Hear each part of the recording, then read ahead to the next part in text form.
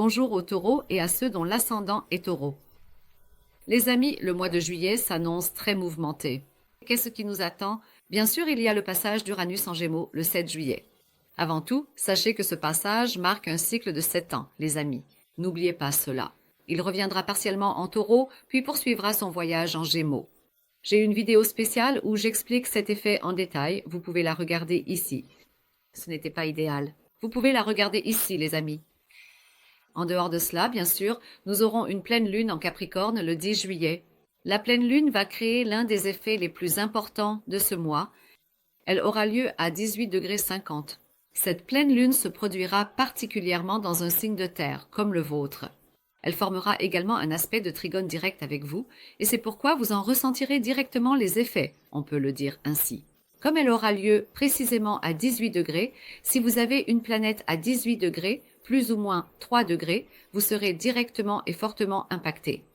Elle forme un trigone avec le nœud lunaire sud et un sextile avec le nœud lunaire nord. Bien sûr, le nœud sud se trouve dans le signe de la Vierge. C'est pourquoi cela peut entraîner certains soucis ou problèmes dans le domaine amoureux.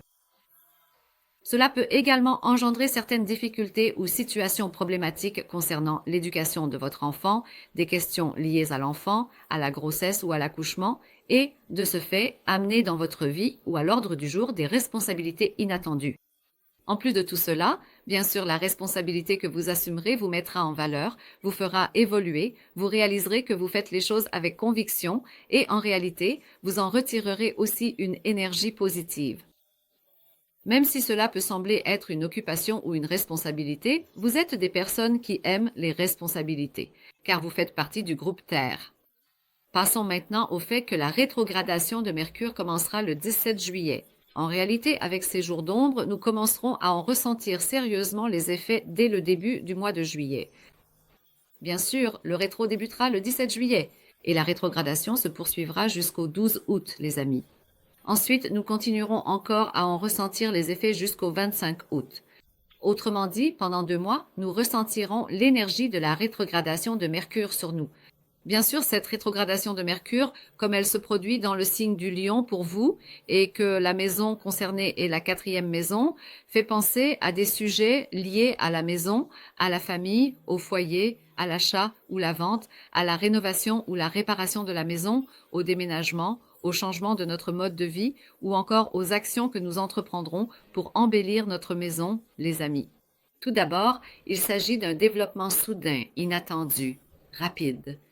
Un changement de maison du genre « je l'ai fait, c'est réglé » pourrait créer une situation dont vous pourriez regretter par la suite. Je voudrais tout d'abord souligner ce point, les amis. Vous pourriez vouloir embellir votre maison en ce moment. Et pour cela, vous pourriez être tenté de dépenser beaucoup, de manière très généreuse. Ces dépenses finissent par vous pousser à acheter des choses inutiles au bout d'un moment. Faites bien attention, les amis, je vous préviens. Bien sûr, si vous comptez acheter un appareil électronique ou de l'électroménager pour votre maison, il y a un risque que certains articles soient endommagés ou défectueux. Si vous devez en acheter, je vous conseille de le faire avant la fin du mois de juin. Pendant la période rétrograde, en particulier entre le 30 juin et le 25 août, je vous déconseille d'acheter quoi que ce soit, car au final, vous pourriez le regretter, les amis. En outre, il y aura aussi une nouvelle lune dans le signe du Lion.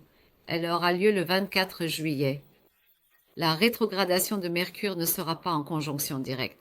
L'un au début, l'autre à la fin en termes de degrés, mais cela nous fera tout de même ressentir une certaine agitation dans le signe du Lion.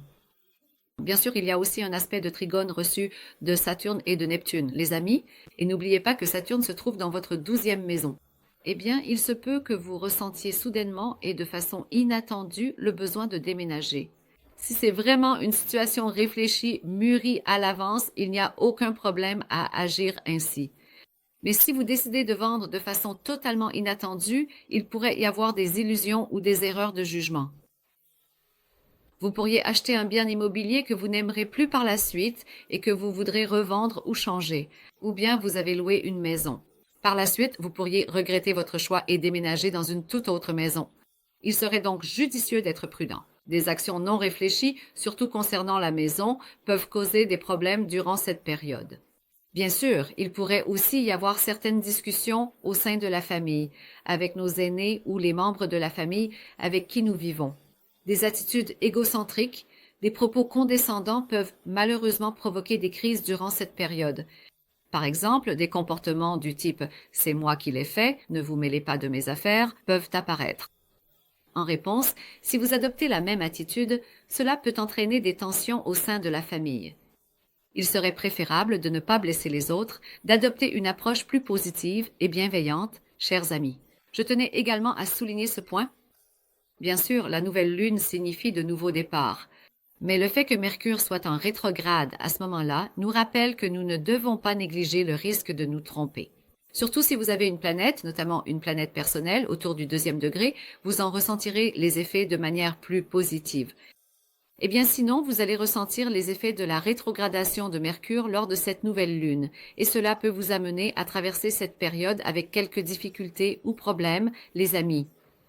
Si vous avez une planète autour du 2e degré, il n'y a pas vraiment de risque d'erreur ici non plus. Autrement dit, les actions que vous entreprenez à ce moment-là donneront des résultats plus réussis.